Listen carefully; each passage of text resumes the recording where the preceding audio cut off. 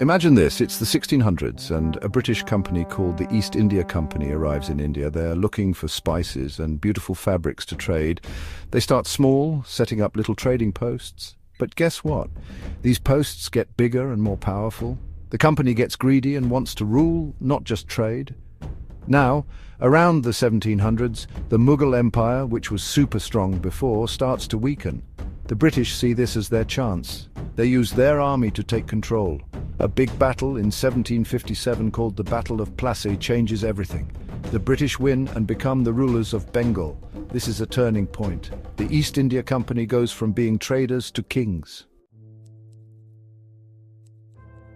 The British, now in charge, make big changes to India's economy. They turn India into a giant farm and factory, but only for British benefit.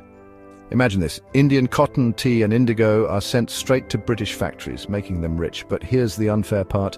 India has to buy the finished goods from Britain, even if they could make it themselves. This system makes Britain wealthy, but destroys India's own industries and skilled workers. To make matters worse, the British introduce a new tax system for farmers, which is often unfair and causes a lot of hardship. British rule changes Indian society in big ways. They introduce English education, creating a new group of Indians who speak English and learn about Western ideas. This leads to a growing sense of Indian nationalism and makes people question British rule. The British also try to change Indian customs they think are wrong, like sati.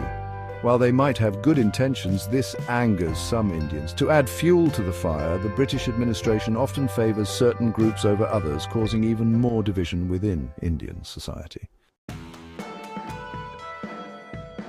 One thing the British did that changed India forever was building infrastructure. Think railroads. The British built a huge network of railways, mainly to move resources and troops around quickly. But this also accidentally connects different parts of India, making trade easier and bringing people closer.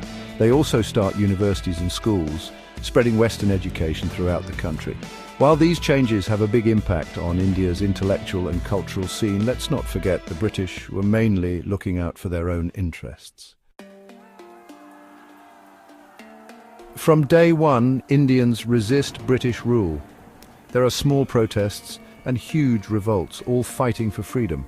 In 1857, something big happens, the Sepoy Mutiny. It starts because of controversial rifle cartridges used by Indian soldiers, but it represents a much deeper anger against British policies. The British crush the rebellion, but it shows them that Indians won't be controlled easily. The exploitation of India's resources and the constant suppression of its people leave deep wounds on the nation's soul. The fight for freedom becomes a powerful memory that never fades. After World War II, the British Empire weakens, and there's pressure from within to give India its freedom. Finally, in 1947, India becomes independent, ending centuries of British rule. But this joy comes with a painful price: the partition of India and Pakistan. The British leave behind a complicated mess. Yes, they modernized India with infrastructure and education, but they also exploited its resources and created social divisions. Independent India inherits this difficult legacy, and even today, it continues to deal with the consequences.